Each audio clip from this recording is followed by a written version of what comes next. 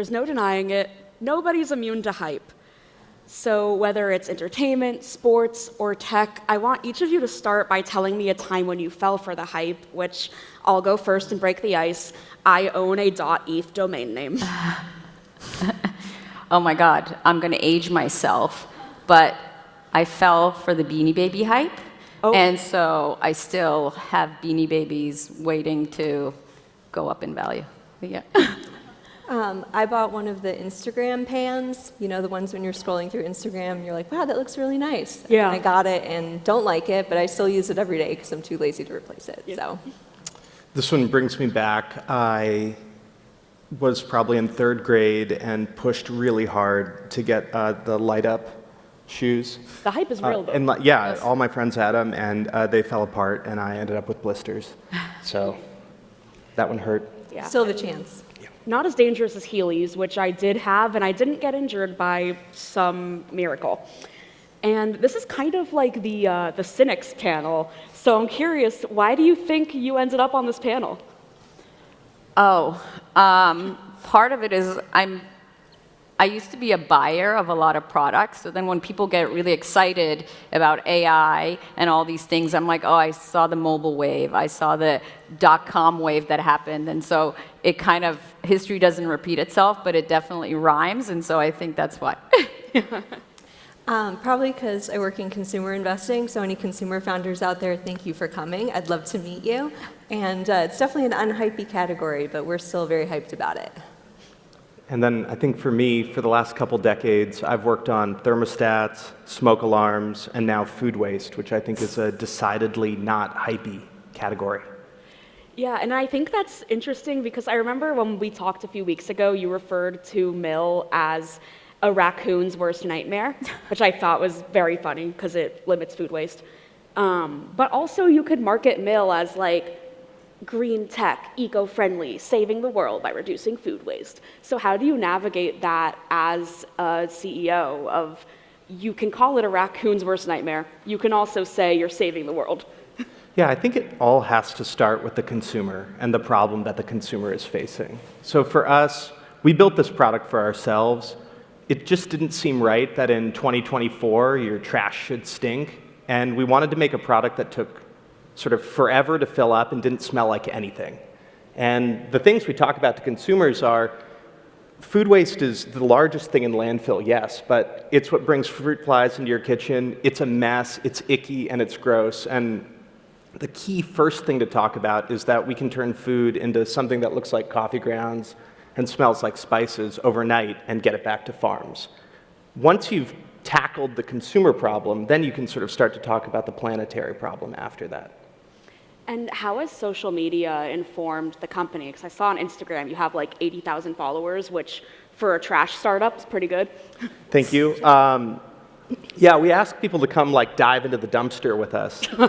I think anytime you can have folks help amplify your message and build content that is really exciting and interesting on its own, it's way better than paying for a click. And ultimately, folks are going to trust what other people are saying more than what a company is saying. So as much as we can build a community around the message and the product that we're building and build advocacy that way, it helps a lot. And what do you think causes hype? Like, how would you define hype while we're still at the top of this panel? Yeah, I mean, we were talking a little bit about this backstage, but definitely media, headlines, new technologies, opportunities to really kind of explore and build something that people are resonating with. Social media, for sure. I don't know if anyone saw the Timothy Chalamet lookalike contest. Yes. That was super hyped. I would have loved to be there. But just generally, I think internet excitement and media creates a lot of hype for a consumer, at least. Yeah, no, for sure. I mean, we were talking about this yesterday. I get ads for Great Jones all the time. And I'm like, I need a pink pan. Yeah. And I would say on the non-consumer side, hype, obviously the same like news, all those pieces, but it's also about the possibility of what could be. So if you think about AI hype and all, everyone gets excited about what 10 years down the line looks like, or you look at the self-driving cars, and I don't know if everyone's been trying the Waymos out in the city, but you don't get perfect for a while, but people get really excited and they live in this world of optimism of what it could be, and they kind of want it to all happen right now. So then everyone's kind of pricing everything, like thinking about everything to perfection and the fastest speed it can go. Yeah, I mean, that's the thing about Waymo is I took a Waymo for the first time this week because I don't live in San Francisco. And when you take it the first time, you're like, whoa, technology has come so far. This is amazing. And then you think about it longer and you're like, does this need to exist? Like, is it possible that we're ever going to have fully autonomous vehicles? I don't know. So I guess going off of that, like, what do you think about AI and how obviously this is something that has been in our tech for so long? It's not a new thing, but it's the big thing right now. Yeah, and I think, look, I was CIO at Morgan Stanley at a time where we were doing AI for fraud stuff. And back then, obviously, Gen AI is, I think, what's really changed everyone because now it's like accessible. There was a lot of AI happening, whether it was in pharma and other things, and it was just more probability predicting things. But it was really until like, you know, ChatGPT and the consumer world, and back to what you were saying, how hypes start happening is people started now touching it. Hey, it wasn't just a concept. Now it's, okay, I'm seeing it. This is cool. I can't believe it just did that. I thought we were so many years away. And now all the possibilities of like AGI, everything is like all coming, all in the, like it's all going to happen right now. And the reality is for people who are in the industry, they see it as a progression. And obviously it made a big leap, but there's still plenty of leaps to be made. And I think part of it is in a lot of companies for sure, and even in our day-to-day, there's so many efficiencies that have happened because of the internet and because of all these things, but we still feel like so much of our day-to-day and so much of the people we hire, hey, this could be done better. Everyone feels that way. Why am I, like I was a banker at one point, I'm like, why am I doing all these, like, you know, pictures and moving things around? And there's all these toolings that came to make it much easier, and I think people are like, what percentage of my day could I have better? And how can we really be we had the Industrial Revolution, then we had the, you know, CERN Revolution. It's like, okay, this is the next revolution that is going to make us so much more efficient. And I think that's why there's so much excitement, because everyone's excited about the possibilities. And at the same time, with the excitement comes all this fear, right? Because that fear is also hyped as well about it, right? So, yeah. Yeah, I think that's really interesting how fear is part of hype. And we're seeing that we saw this with crypto, we saw this with AI. How do you think that anti-hype builds hype? Yeah, I mean, I think just generally speaking, like if you have a consumer product and you're throwing AI on it for some reason, like maybe that's the argument for why it's an innovation or why it's more of a digital technology and why that's exciting. But I think at least with consumer wearables that are using AI, like there hasn't been as much, you know, of the UX at the center, which is why I think some of these haven't really panned out in that way. We look at a great deal of consumer AI, and I think like you're not necessarily thinking about like the user journey as closely potentially as you might in other categories. And so, you know, you could throw money at a consumer AI company, but if they're not talking to users, they can launch and then it just fizzles out. So I think that, you know, the anti-hype can come from people just being like, I don't really want to wear this, or this isn't really fitting into my day-to-day. And I think the other anti-hype comes from when there's a bunch of hype on something, everyone gets into it, right? So now you went, even if it would have worked, the hype kind of draws everyone under the sun into it. So it could be people that are sophisticated on it, people are on it. So when everyone's getting into it, that drives a lot of anti-hype. You're like, okay, this is too much excitement for where we are. And then all of a sudden you're like, a lot of money is getting poured or a lot of things are happening. And you're like, now you're pulling away from it. Like on, you know, we invest in companies, but there was a time, like there's a point where if it was an AI specific company and you couldn't explain why the AI needed to exist, back to your point, why does it have to be with AI and how is it going to change the world? It's like, we're like, okay, you're trying to get price to perfection and you don't even know exactly what you're building, you just want to have AI attached to it. And so I think that's why it also sometimes brings this kind of anti-hype with it. Are you putting AI on Mill yet?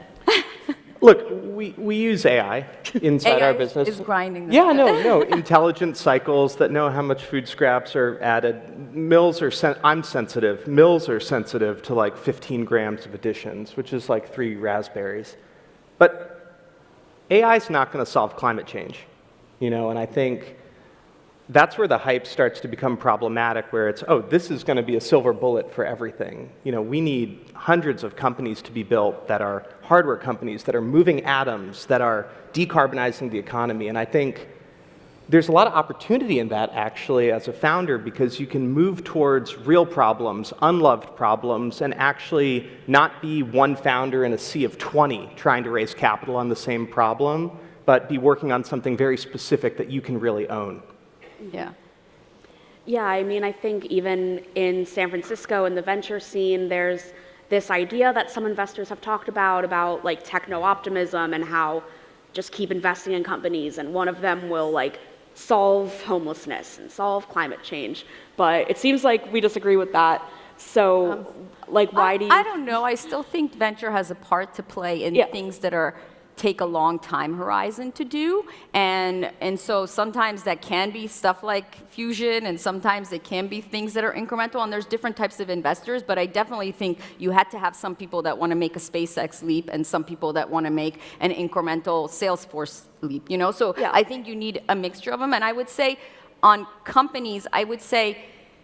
It's not that hypes are inherently bad for companies, but I think as a company, if you need the hype to survive, that means you can't get funding unless it's in a hype cycle, and you can't, unless like you're putting all the wrappers. If you need the hype to survive, it's probably not going to be as impactful as if you can use the hype. You should definitely, as a company, be able to use the hype and get the max valuation, get the max attention and all that stuff. But I think that's the biggest difference. It's like, if you needed the hype to survive, maybe you're not making that big of a leap and it's not as necessary.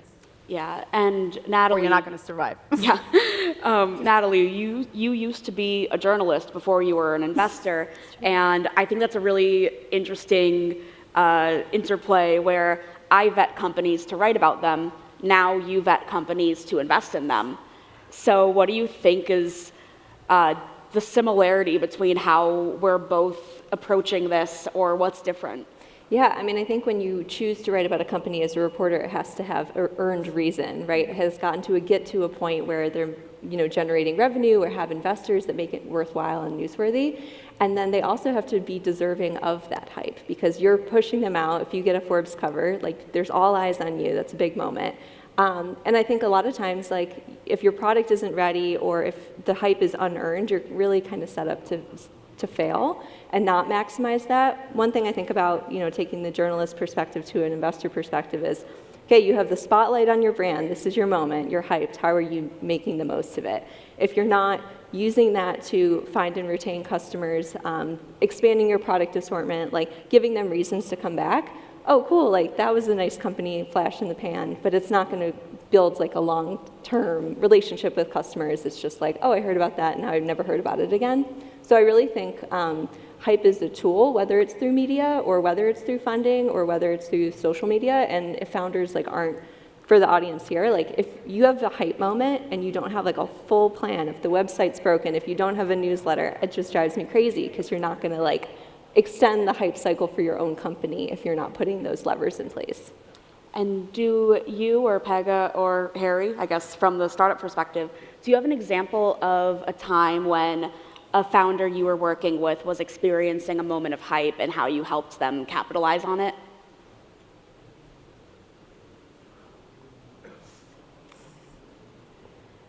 Look, I think there was a time, I'm not going to talk about specific companies, but I think there was, if you were a fintech company and there was the hype of certain movements, whether it was moving payments faster or whether it was we need to offer crypto features or not or whatever, like you definitely can't bet on the hype, but you can be using it to make sure you're not alienating people who are actually excited about that area. But like I said, again, if you depend on the hype as a company, I think that's a really difficult place to be, because if you're a founder that has this North Star of what you want to build, and you depend on hype cycles to get you there, that's not a winning strategy, because you can't predict when it's going to happen, if it's going to happen long enough. And if you're going to be on the negative side of the hype, and now so you have to have businesses that compound, you have to still think about the main, but you definitely should leverage it, right? You definitely, if you're going to get eyeballs on your company because everyone's excited about legal AI, and even though there's a bunch of them, like, use that, right? Get on that Forbes article, do that,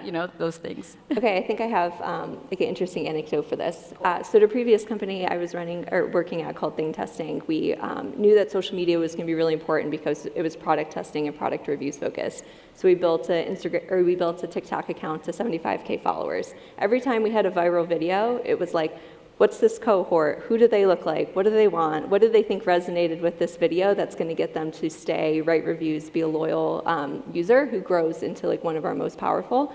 And it was just really interesting to try to figure out, like, is there a keyword back into how do we reverse engineer what made this go viral, or like what created that hype, to continue messaging that in other different ways. And that was like a really interesting practical example of, okay, so we don't really know what created this hype, let's figure it out to be able to maximize it across the funnel. Yeah, that's such like an interesting science to figuring out the hype, because to a certain extent, people on social media are smart. Like, they can tell if you're doing something perhaps inauthentically, but also like sometimes something goes viral and people just love it and they want more of it. So have you learned anything through like what makes people tick on TikTok, to make a pun? Yeah, you know, one of the most viral videos was a burrito holder. Oh my God. So we had our intern go to Chipotle and get a burrito and then carry it back. We're like, what was so interesting about this? Because it was kind of just a goofy video. And I think it was the novelty. I think when people see something new or interesting that has a different form factor, you know, Graza, the olive oil, which is everywhere, like, yeah. I think it just captures your attention. And again, it's like that can generate hype, or you could just have interesting brand awareness because you have a different form factor, you're doing something differently, you're messaging in a different way. So from that, we were like, we're not really sure what people took away, besides maybe we need to pick products that have like an interesting form factor or are novel and surprising. Yeah.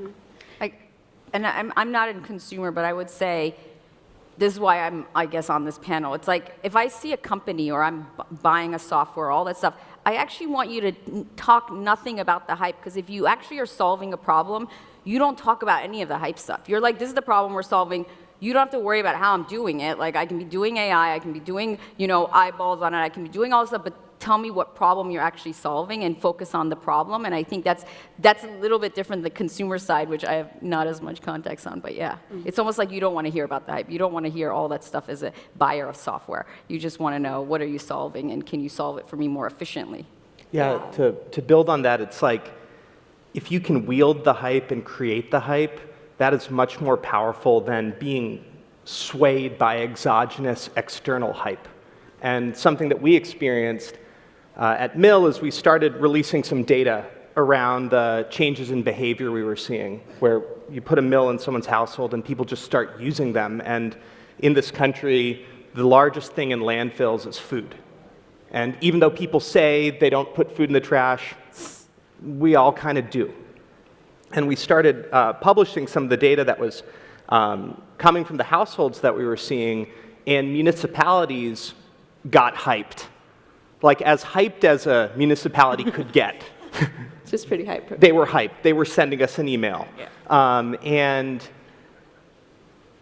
it was a nice feeling to see a response in certain pockets versus like, oh, the investor community or something broad and large. And what's come from that is we're now partnering with cities to put mills and households at no additional cost. And I think it's this feeling as an entrepreneur, when you put footfall after footfall and feel the arc of that happening and feel that you can create some momentum, that's really the hype that's the most strategic.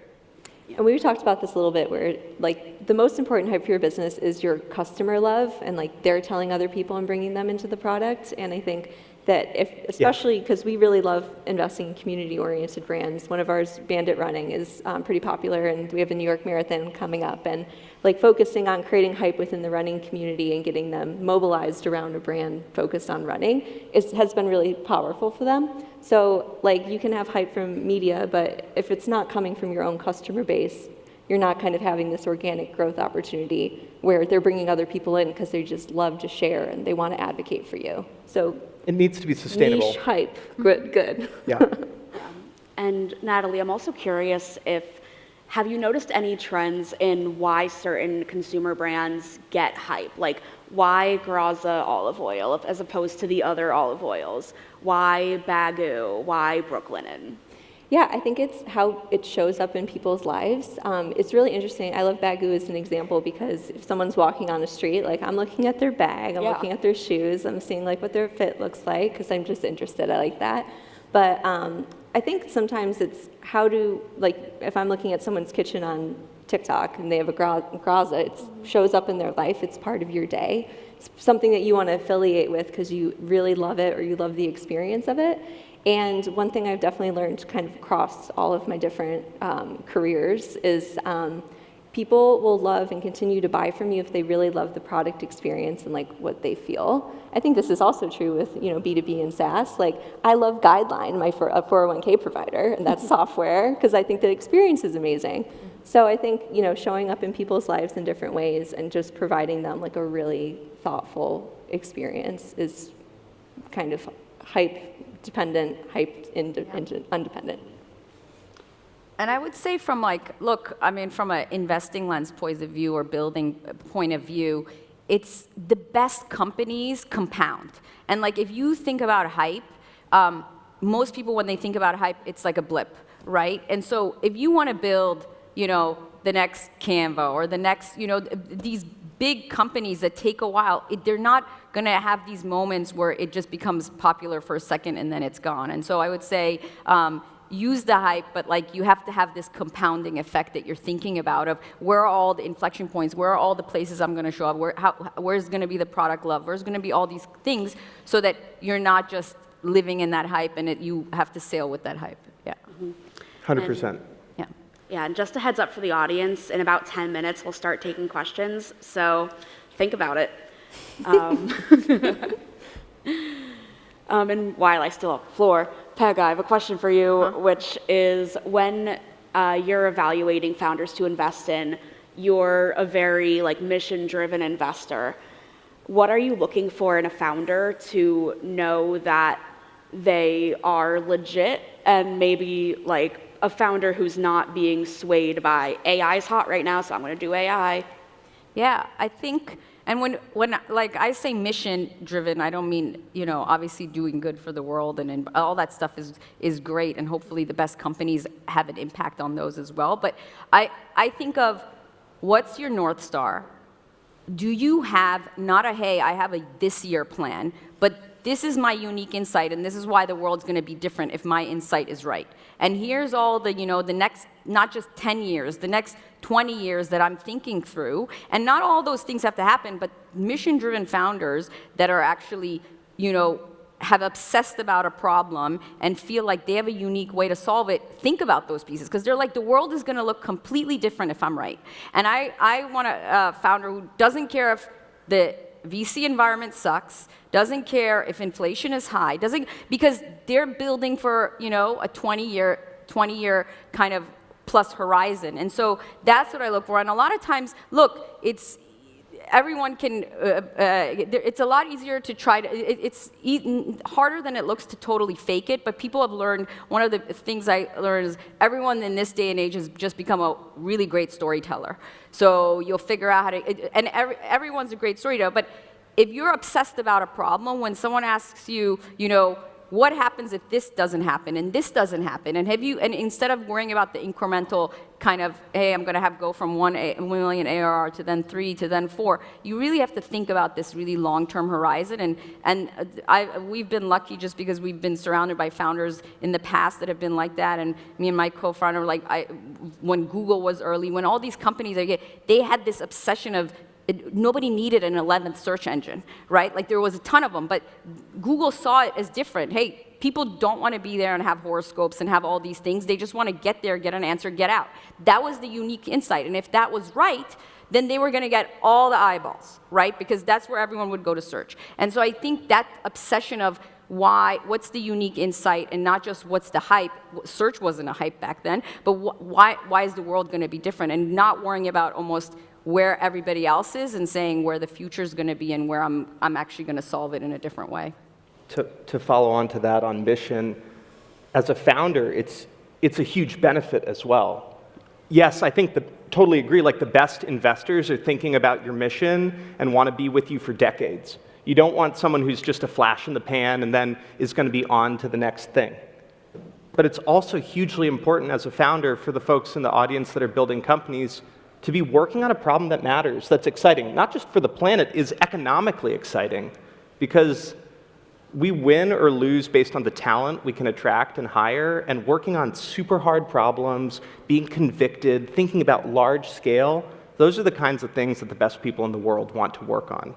And for us specifically, there were a lot of great engineers that had built products that had ended up in landfills, and it was exciting for them to work on a problem that was going to shrink the landfill on the other side. So I think the planetary benefit matters as well. And then when you said the pitch, I mean, I'll tell you one example just because like everyone knows AI is kind of in a hype cycle in some ways.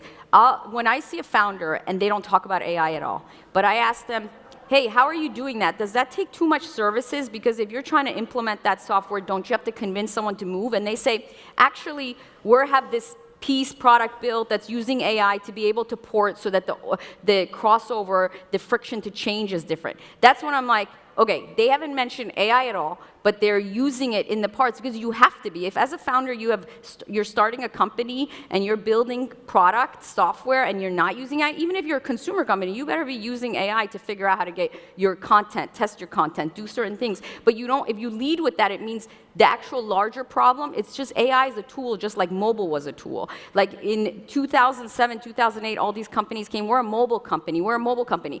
Who says they're a mobile company now? Everyone's a mobile company, right? Like, I mean, yeah, you better have some mobile, and I think AI is the same, so don't, like, not leading with that and talking about all the stuff you're actually gonna solve, and then, hey, as you look under the cover and peel, you're like, they're using AI here, they're using AI here, and then that's when I get excited about the problem, and then that they're actually using tools to figure out how to do it efficiently and win long term. Yeah. And within the AI hype cycle, do you think we're in a boom or a bust at this point?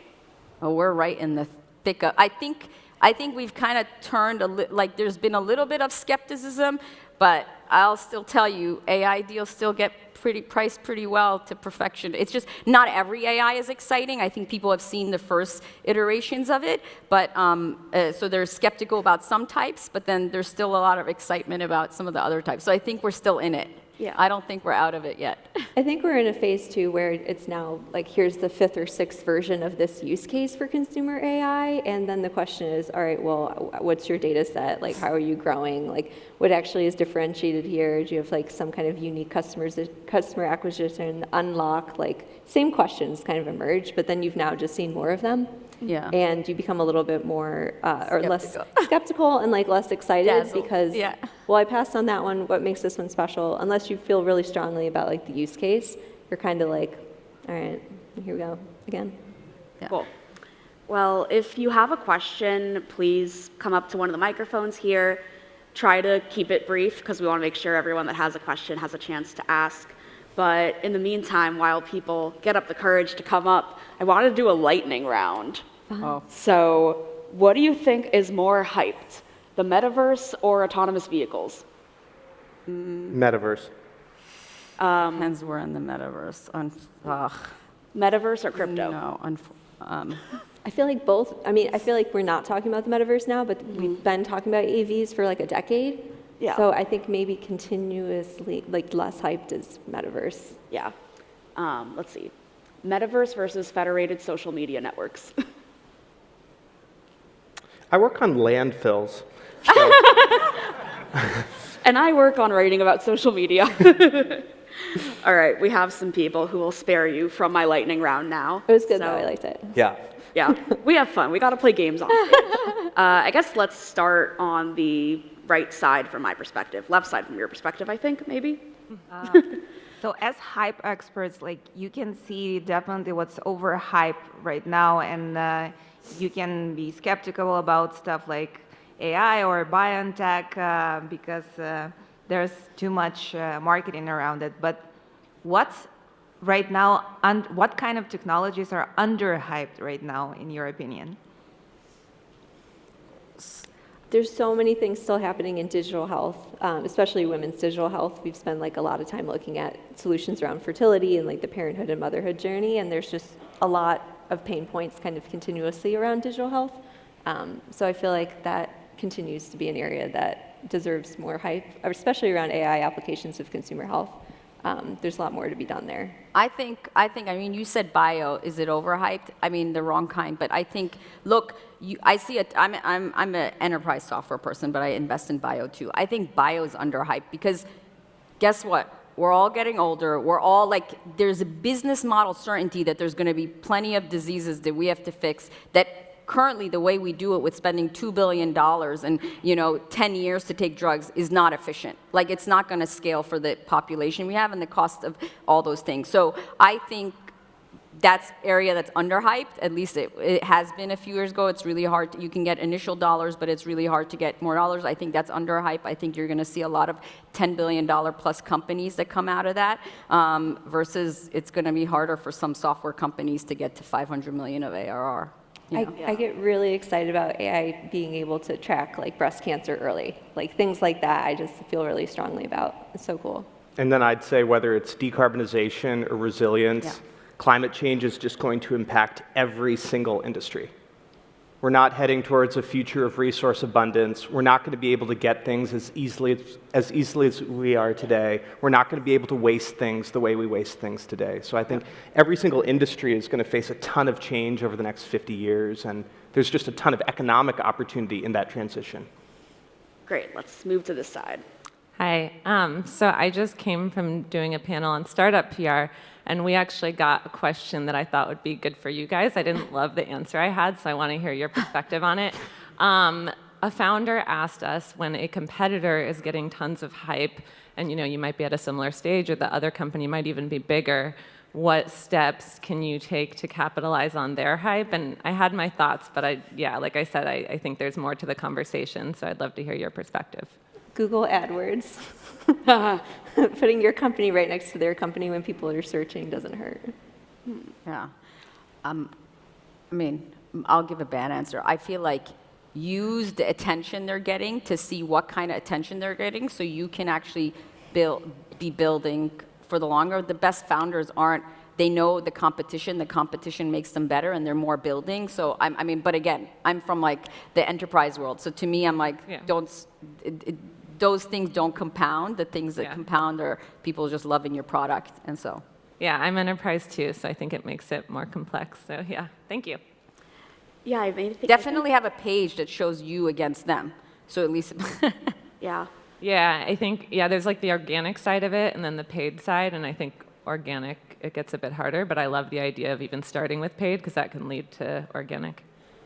Yeah, I think even from the journalist side, like, prove to me why the company that isn't getting the hype is as good or better than the one that is getting the hype, and then we do kind of have a duty to not just cover like the one big company in a space. We want to see what's the competition, what are people doing.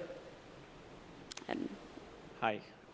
This is interesting because my question and the thing that has happened to my startup, I'm a founder, is very relevant to the previous question.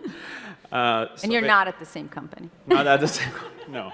So we are like a startup in kind of like bootstrapping it to find growth before going for fundraising. But something happened to us. That was Google released a product that generated a lot of hype. Like a lot of hype. I don't know if you have heard about Notebook LM, but that generated a lot of hype. So now my question is, should we continue with our current approach, or should we increase velocity through fundraising? Because Google, of course, has a lot of resources behind their product. Okay, from an investing point of view, I would say, like I said, if you're a founder, use the hype, don't depend on the hype. So you should think about your strategy, and if you take advantage of the current hype on getting funding, even if it is a hype that you think it's somewhat hyped, what can you long-term succeed and go for that? Whereas if you just obsess about, hey, there is a hype, let's raise, but I definitely think if you kind of have to make sure your overall strategy makes sense before, but definitely don't shy away from if like everyone's excited and now you can go get more money to buy yourself more time to go figure it out. But I would always start with this like North Star of why are you going to be needed if those things happen? And you're going to have to answer those in investor meetings. Like, okay, if they're spending so much money on this, how are you going to actually have the unique insight that you're going to beat that, right? So if you can answer those questions, definitely use it and go after it. Yeah, I would ask yourself if you feel convicted that you can, and we've got a bunch of people here, but if you feel convicted that you can build a better product. And I think And hopefully that product doesn't require just raising more and more money, because Yeah. that's not a great I think the cool thing is startups can get shit done fast. And while it's true that large companies have resources and scale and scope, a group of 10 people in a room focused, splitting a pizza late at night can make a ton of progress. Now, this is a good input for you as well. If you don't think that your product can beat that product, it's important to be in love with the problem that you're trying to solve, not necessarily the solution you've put legwork into thus far. But I think if you... I'm going to talk about something even outside AI. Like, look at where the grocery delivery companies were happening, right? You got Instacart that was doing really well, and then everyone could go raise a ton of money because there was a big behemoth there that had made money. So there was like, if you were in New York City in an apartment, literally every day you're getting a postcard, another 15-minute delivery company, another 15. I mean, yeah, you can go raise that, but most of them aren't around because it also like requires you to now go use that money, get a bunch of growth, and like now you're going after. So that's why I'm saying make sure your fundamental business kind of works, and then and if you're unfortunately on AI, if like your competitive edge depends on how much GPUs you have, like that's going to be a hard sell, right? Versus if you can actually have like a breakthrough that says we don't need X, Y, and Z, and money is not going to be the only way we win. All right, we have just under 4 minutes. We have 2 people. Let's do this. There's been a common theme with hype, trust, and a little undertone of like fear of missing out. For you guys, I'm very much all about like mapping things. Do you guys see this as a linear relationship, more of a pyramid relationship, or a circular relationship? It's really important to understand where you are kind of in terms of the mapping. So I wanted to see what kind You mean just like if you come at the beginning stages, So let me for the mobile wave that happened, right? There was a ton of mobile company. I'm sorry, I was in the world when iPhone came and all that stuff was happening, and everyone was getting so excited about mobile wave. You think about the big winners of the mobile wave. I mean, Uber was not one of the first companies created from from the mobile wave, but because now you had phones and people could actually reach and have GPS and all this stuff, it made new industries possible. So I would argue a big winner of the mobile wave were those types of companies, right? And so I would say, no, it's not too late. If you're trying to be, if you're trying to compete with ChatGPT and all that stuff, maybe too late. I don't, the jury's out. But I think if you're thinking of what things were not possible before, because now it's so easy to use these technologies, and what tooling is available that maybe is now going to make things, that's the kind of spaces where I feel like those actually start happening in the 3rd innings, and it becomes more crisp what you could do and what edges you could have and what problems you didn't know you could solve that now you could solve, versus at the beginning everyone's trying to kind of solve the obvious problems that they all knew happened. So the harder problems, Great. I think there's still time for. Yeah. like your panel. My question was, how do you fight hype once it's burst, or when it becomes hype fear? I don't know. There's still crypto companies that are doing very well, but I think, to me as a journalist, like Go to Miami? No. Yeah. I mean, with crypto, just as an example, it's like I've heard the metaphor of, do you say that like a website is like built on like an HTTP protocol? Like, I almost, like it's similar to like what you were saying about AI, where I'll talk to companies now that won't mention that they're using blockchain, but like there's a difference between actual blockchain technology and here is an ape, I want $2 million. Okay. Yeah, I think there's also going to be investors and partners and employees that are less modulated by hype cycles and are more in love with the problem that is being solved and the product that is being built and the value that's being delivered to consumers. So, I think you as a founder can kind of keep steady if you surround yourself with people that are in it for the long haul and who are bought in not on superficial things, but the deeper elements of the technology that you're building or the thesis that you have inside your business. And I would say, look, when the tide goes out, you can tell who's wearing pants. So if you're in an anti-hype cycle, just make sure you're the one who's going to be wearing pants when it comes back. That's kind of like, and if you can obsess about that, then you'll be fine because they'll come back from the other end if you're solving a big problem. I think too, founders and investors are supposed to help predict the future and like looking forward to these problems. And if your problem changes depending on what the topic of the day is, then you're probably like not doing things for the right reasons. So I think investing ahead of the curve is better than peak of the curve, because then we all just fall below. Yeah. I don't know. I actually sometimes like going on the other side of the curve, because then you see who's really passionate and who's really actually, now Still they doing saw it. all this Right. stuff, and then you're like, okay, now these are the real serious people, right? Yeah. Great. Well, thanks so much to our panelists and the audience, and I hope this panel lived up to the hype. Thank you. I needed Thanks, the laugh. Amanda. Thanks, guys. Thanks.